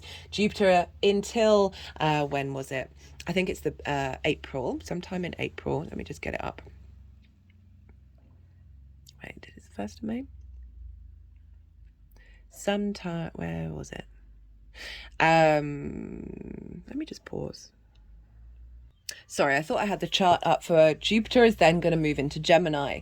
So, and that is on the 26th of May. From now until the 26th of May, Jupiter's going to be governed by Venus. So we've got Jupiter and Venus, the two benefics, the two easy, soft, beautiful energies, right? That aren't necessarily going to put up difficulties for us to jump over, right? So Jupiter is governed by Venus. So we've got this malefic and Pluto, very intense energy, being governed by the two benefics. So wherever Venus is going to be affecting what's going on with Jupiter, and she's in Sagittarius right now. She'll move into Capricorn and she's going to enter Gemini at the same time as Jupiter. Well, she does it just beforehand. So there's this So we're going from Sagittarius to Taurus. So we're going from the second house of your values, and how you value yourself, and also the skills and resources that you have, all the way up to the one-to-one relationships. And then from the end of May to the beginning of September, Jupiter is going to be governed by Mercury, and so we're going to be moving into the sign of Gemini, and that's going to be affecting your dynamics. And Gemini is, for you, is the 8th house. This is the outside world's resources. This is the give and take between you and the outside world: time, money, things, energy, intimacy, ideas. This is bigger chunks of money, mortgages, loans, taxes, inheritance, both 3D and cosmic inheritance. And it's your relationship dynamic with the resources of anything other than yourself, right? So that is also source energy. So it's how the relationship dynamics of the 7th house show up in terms of giving and receiving. Jupiter moving in there is going to give a focus of an expansion around that, a bringing of a wisdom, opportunities, and a redevelopment of those dynamics. You can get a lot of codependency there, you can give too much, take too much, all of these things, a scarcity mindset. Jupiter's moving through there to give a greater sense of confidence of who you are in relationship to resources that are coming towards you or may have not come towards you. So we're going to have a shift of energy, where Jupiter's then going to be ruled by Mercury. So Mercury's very neutral. So we've still got this flux of energy that is facilitating Saturn and Pluto, and helping mitigate that. I want to give the example of the Capricorn new moon that we just had. That was the last moon with Pluto for 200 years. First of 4 Capricorn moons this year. Big deal. And it was the sun and the moon were conjunct Pluto. Mars was in the same sign. So it's in a sign ruled by Saturn. And just with that information, you'd be like, oh dear, stuff's going to kick off. This is going to be big, intense energy. This is going to be quite dramatic. But it wasn't, because Jupiter was ruling Saturn and Venus was ruling Jupiter, and she was in Jupiter's sign, which meant a mutual reception, a feedback loop. So I just want to highlight that, of how Venus and Jupiter playing a very pivotal role in those transits, are helping mitigate some harder, difficult energies, right? So, until Jupiter moves into Gemini, we're going to be living in that space. And then, as I said, Mercury is a neutral planet. It's very fast moving, so we're going to be able to transmute any difficulties very quickly, especially with the sign of Gemini, which is certainly more playful, and it's trining that Aquarius energy. Anyway, that's a lot of astrology. Look to where your Pluto is in your natal chart, because that will be getting activated, and the themes of that house will be getting activated for you on a personal level. Right, that's everything I wanted to say. Right, so I'm going to go consciously quiet for a little bit. Their energies are going to move the cards around, and they're going to put them into the piles, and then I'm going to come back round and I'm going to bring in the tarot into the astrology. Just soften your mind and see what intuitive hits come up for you. Don't try and overthink it. Right. Achini marufa chani nat in atini di dani nat chini nat chini manufi nat nat ini nat ini no fane nat. Etinema chanina tanina no fa chanana ni tanino fa tena. Etinema rufitina chinina no fa. Etinema rufinima chatana nina inani manoma. Etinina tanina ofa. Etinina chanina tinino fa tina. Etini metum etene na chini manu matina chini manu matinina chini matu fina chana etene na no matina tinina nina ita tina itina achana chini marufa chini na tina tuma tina tinina tina tu fine. Etini matum etina tini tina tina tina tina tuna tina tina tina tina tuna etini matum maka chini na tin tin tina hu tinina hu tini matini na tina ka tini matufa etini matufa tina chini ne ne ne ne ne ne etini matini tini na tina tina tina tina Tina, tina, tina, tina, tina. Ena, nina pufa. Itini, tina. Itini matufina. Itini manuma. Itina nini futine matana tinina.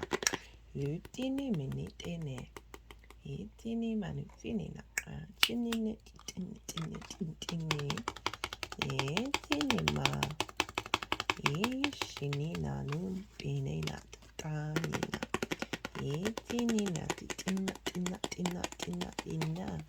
Ishini manuma. Ishini matnitina. Ishini matuma. Ishini mattina nitina. Itana. Ishini ma. Itine. Ishini manuma. Itini nitini. Wisha. Ishinima tinima. Ishinima tini. Itini marumarina. Itini no fuentena. Ita. Itini matuma. Itini tina matuma tina. Itini ufa chinina ufa. Isha. Ishena. Itina. Itini matuma. Itini natuma. Itanina. Ichanine matuma chana. Itini no mane. Itini manufini. Chinina. Itini no fina. Itana. Itanina.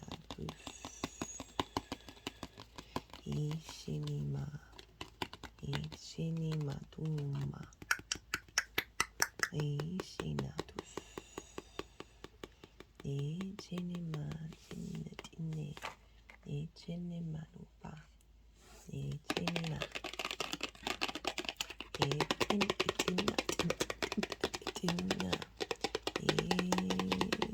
Ishushanima. Ichinima numa. Itina.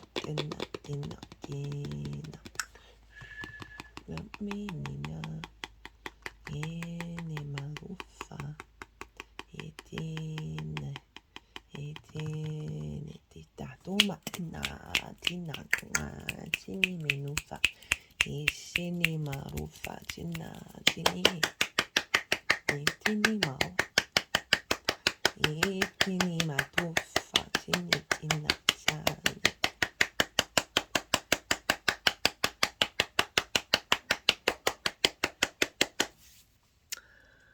Right, Scorpio, what's going on here? So the first row is Capricorn energy, right? What was transmuted and what was that what was this compost turned into?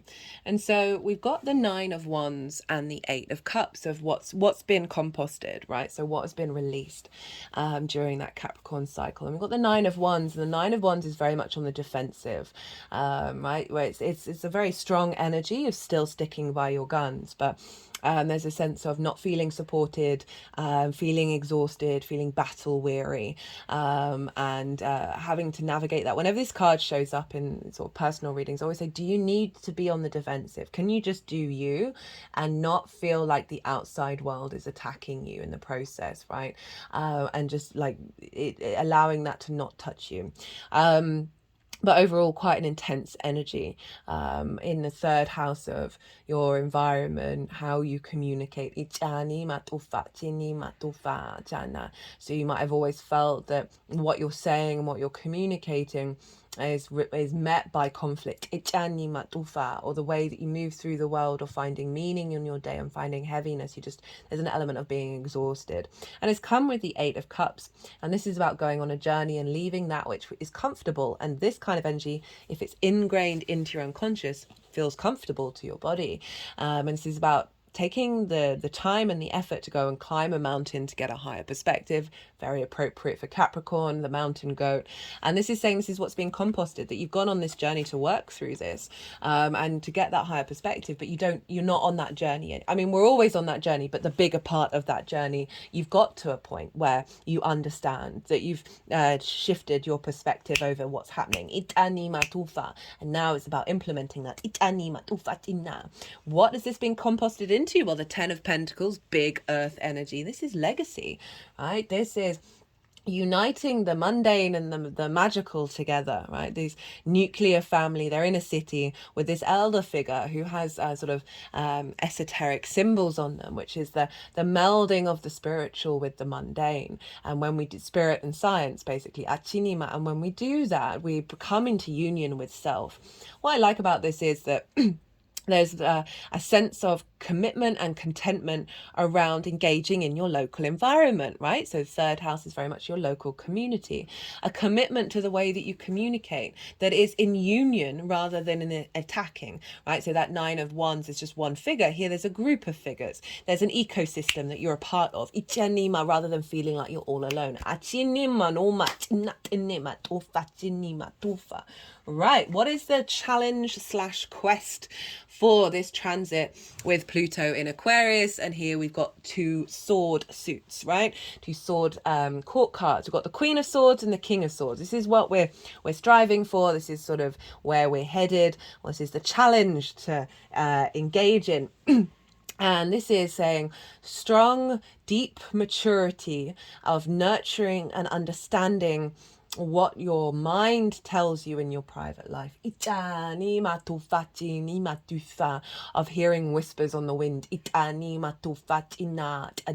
Cultivating and bringing frequencies into your life, right? Queens are very cultivating. They nurture, they observe, right? They strategize, they bring depth to things before taking direct action. That is the kings. The kings cannot take the right action without the nourishment of the queen, right? And I love you've got the king and the queen together, and the king is the universal truth. This is the Aquarian energy of the clarity and the purpose and the confidence and the authority to be able to embody this Aquarian energy in your roots and your foundations.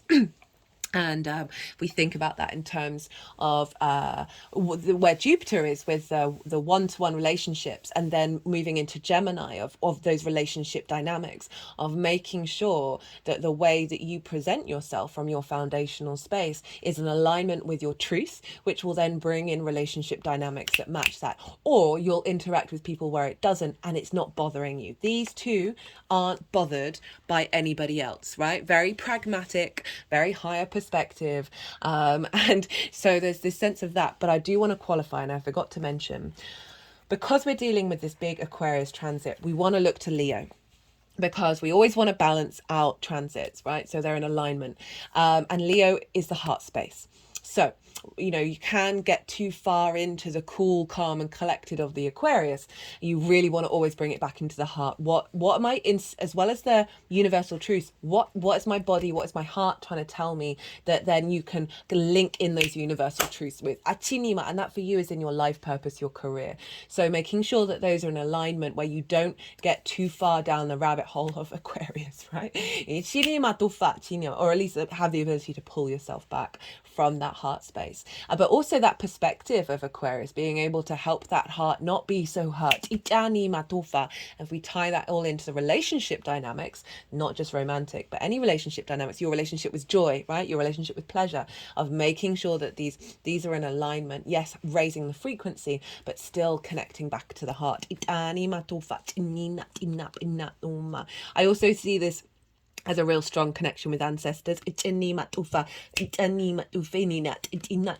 helping utilize the resources that they want to help provide you, and giving you the strength of the maturity to be able to work with them, and not losing your head over perhaps some very strange things happening to you. I say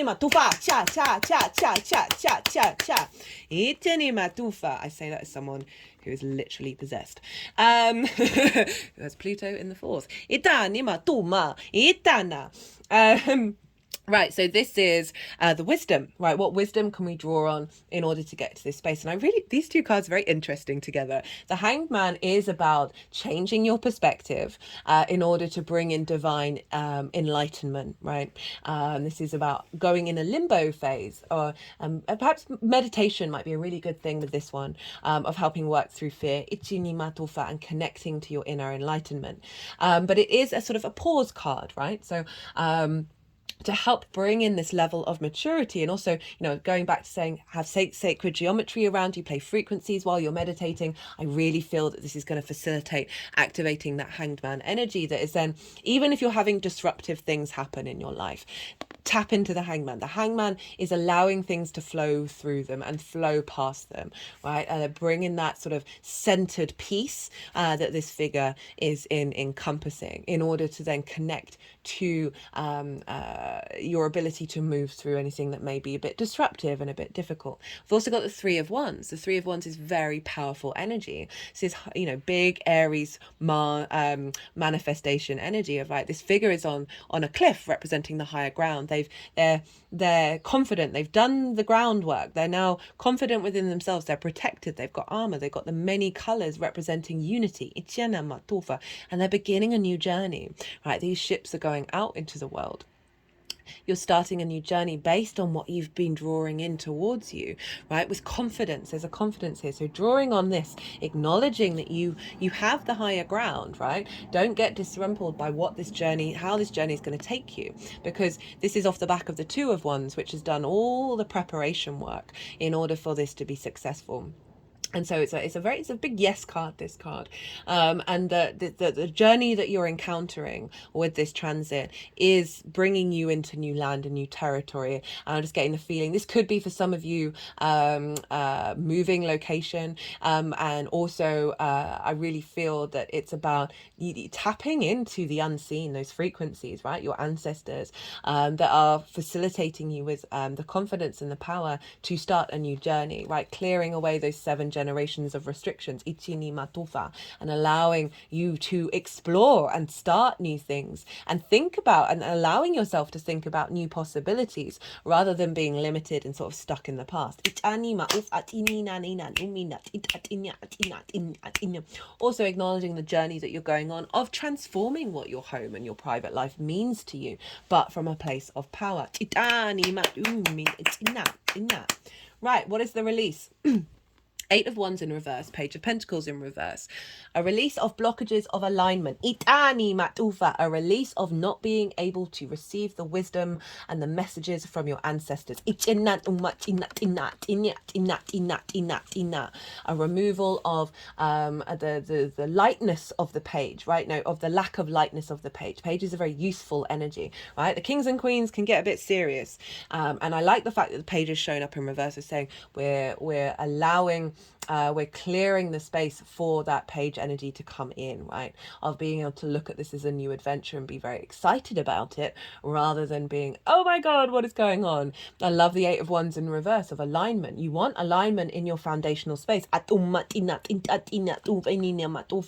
centered space within you, and bring, what is being released is this, so it's actually turning this up, right?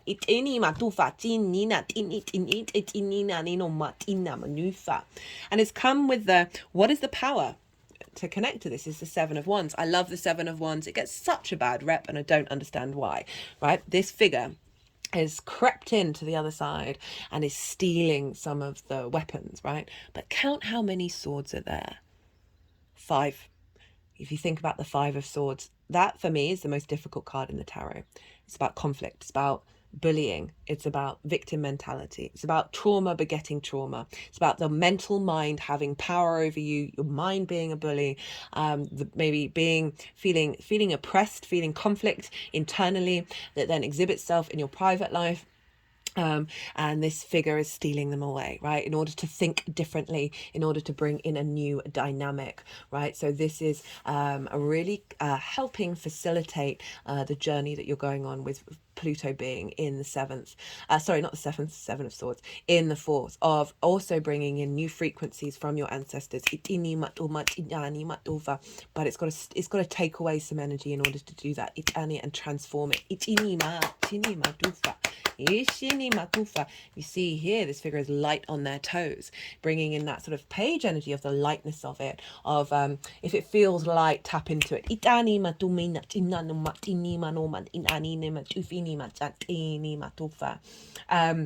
If you find yourself in old thought patterns over something that might be a little bit difficult, try and sort of switch the sort of flip, switch the flip, switch the flip, flip the switch. Go look at a tree, go do something, a mindful meditation, like do the washing up or something. Just flip the switch, break the circuit, in order to let this unique new ways of thinking and new ideas and new universal truths come into your foundational space. Itani matufa. What is the apex? Well, we've got the Queen of Wands. Again, a very confident individual. She's got a sunflower, very joyous. She's got the sun beaming out of her head. So this does, very very confident, very passionate, very creative. But there's joy, there's transformation here with this fire energy of nurturing your spark of spirit, right? Your passions, your drives in your foundational space, nurturing and developing them. And so often we can get a bit stagnant of who we are and what we are and where we're headed. And I love that the Queen of Wands is like the apex, the pinnacle of this, of bringing in the energy that's bringing deep nourishment and observation, and depth to your spirit. That's allowing you to be confident and independent, allowing you to know your mind. We've got the cat, which represents sort of, the 9 lives, as well as the lucky witch's cat. And as I said, the sunflowers know how to move to get the most sunlight, to get the most energetic downloads. She's looking away, again, just as independent as the Queen of Swords. Very independent, very action orientated, lots of momentum, lots of power and creativity coming through. That is, if we link back into that 5th house of your creation energy, as well as relationship dynamics, what I'm getting is a real confidence in yourself. And the gift, the magician, what a card to end on. This is knowing you have all the resources you need in order to manifest in the world. The magician, and if you think about the roots and foundations and your ancestors and your parental, not your ancestors, both blood and soul lineage, of utilizing the resources around you, as well as what you do in private in your home life, of being able to do some high and manifestation at home, but also your foundational space of acknowledging that you have the capacity to manifest, that you are the magician deep within you. And I love that coming up. So that's the gift that's being offered of saying you have this energy to tap into. This is what this transit is helping facilitate. This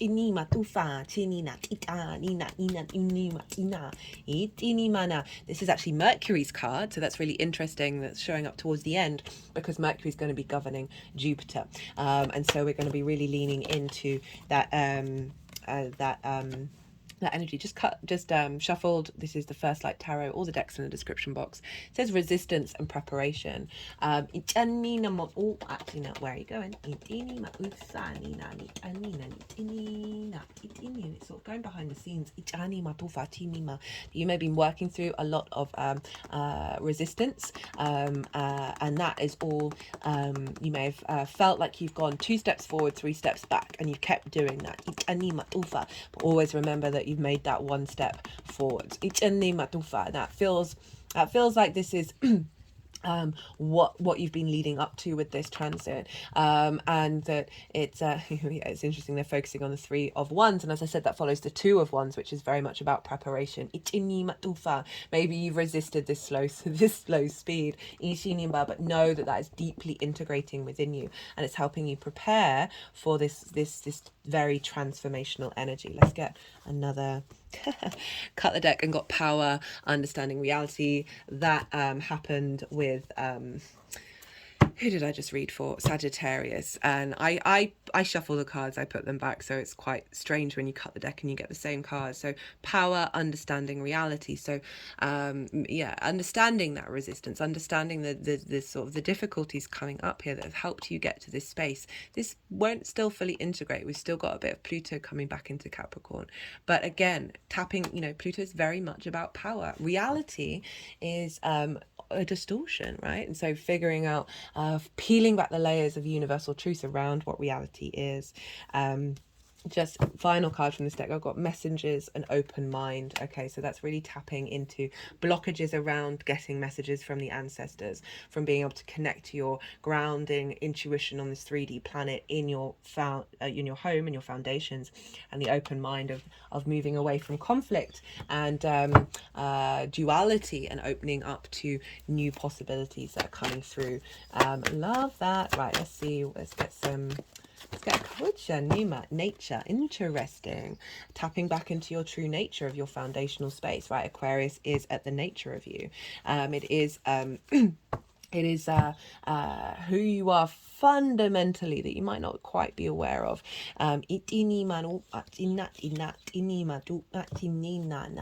Being able to tap into your essence.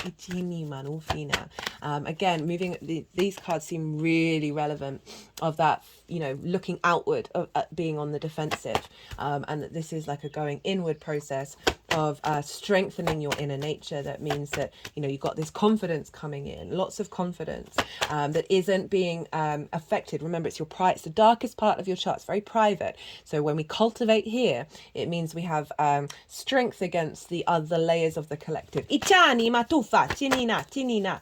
Right, let's get a final card for you from this numerology deck. It's also got the flower of life on the back. I can really recommend. Got the flower of life there. Itani matufa, of bringing that kind of. You've also got the Merkaba. I nearly said Metatron's cube. Very similar. Ishini matufa. Okay, let's get one more card for you, my lovely Scorpios. Ishini matufa. Itinima.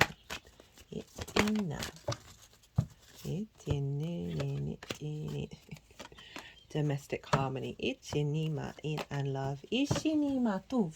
What lovely cards to end on for the 4th house of your home, your roots, your foundations. Okay, Scorpio, I hope you enjoyed this video. Be good to yourself, Scorpio. Be good to those around you. And most importantly, be well until we meet again.